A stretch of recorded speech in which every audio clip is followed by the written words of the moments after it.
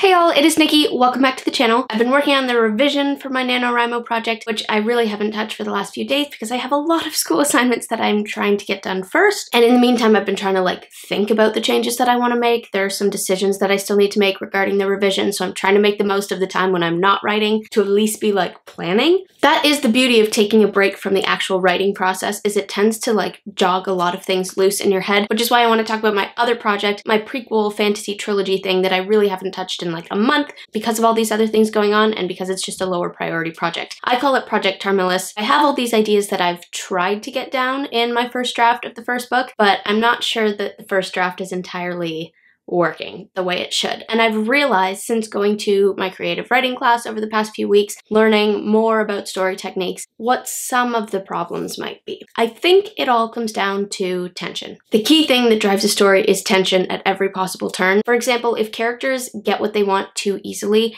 it's really, really easy for the reader to disengage. I think I did that a few times in my prequel project, where I just had them get from A to B because they needed to get from A to B. There was nothing driving them there. They weren't being chased by anything. They weren't initially trying to get to C and then rerouted to B. There was no tension, and so I know that I have to go back and change some of those moments. But the biggest issue, I think, is my main character. He lacks tension because he doesn't have enough of a yearning and he doesn't have enough flaws. There's not enough competition going on internally in that character for him to be engaging. I find that whenever I sit down and try to write him, he's the most difficult one to write and to keep interesting because he's a lovely person, which is great, but he's kind of just bleh because of that. He doesn't really have any conflicting interests, any ulterior motives. He doesn't have any personality traits that really clash heavily with other people. The way I realized that actually was realizing that all of the other characters around him are the more interesting POVs, and that I spend a ton of time in the characters around him instead of in his head. So it's kind of okay, what am I doing wrong here if I want to avoid my main character as much as possible? Or I'd rather show this scene through the eyes of this person than through my main character. What does that mean? I think initially I was trying to avoid giving him too many flaws because I wanted to preserve his character as being sort of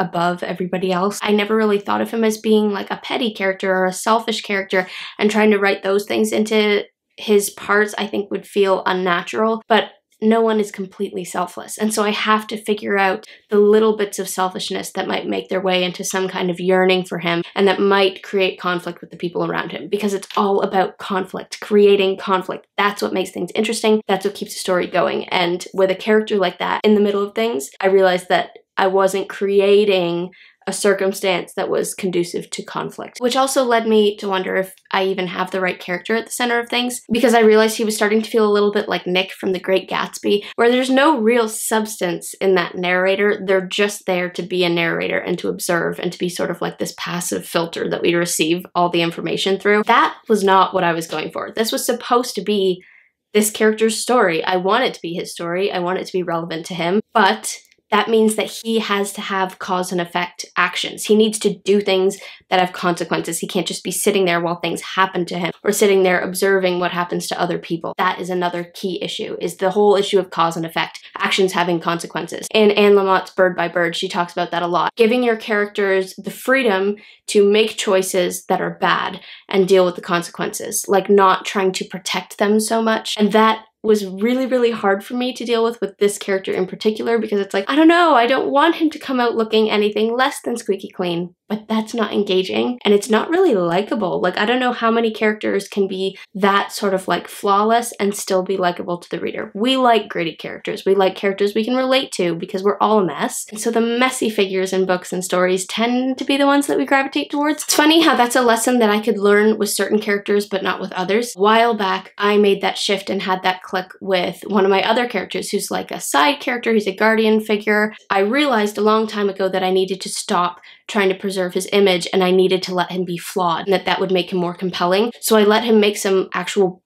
bad decisions that had consequences and potentially tragic consequences. And as much as it's a little bit sickening, I was really, really happy with the way it turned out, because it was okay, now he feels real. He feels like a real person. And I came to that conclusion years ago. So I don't know why it's taken me this long to then look at this character, Tarmillis, and reach the same conclusion. Why could I apply that lesson to the one, but it didn't even click to apply it to the other until now? Who knows? There are lots of other issues with this project. For one, my side character Camaro is basically hijacking it. He is so important, and I know that he's important, but I have to figure out exactly what his subplot will look like and where I can weave it in. I don't want this to feel like it's his book and my protagonist is just kind of like tagging along. I want to preserve the sense of whose story it is. All in all, I'm just thankful that these lessons always seem to come at the right times when I need them. As soon as I'm feeling like, okay, something is blah here, I don't know what it is, then boom, I learn the secret and now I know how to fix it in my future draft. God's timing is always perfect. It's always a learning process, and I hope that some of those tips are helpful to you guys, some of those things that I've been learning. Maybe you've hit the same wall in your project and you're wondering like what's going wrong. Maybe you're doing some of the same things that I'm doing and we need to try out the same techniques to get through it. Anyway, that is all from me, but thank you so much for watching. I hope you enjoyed this video, and as always, do not forget to spend some time in the clouds today.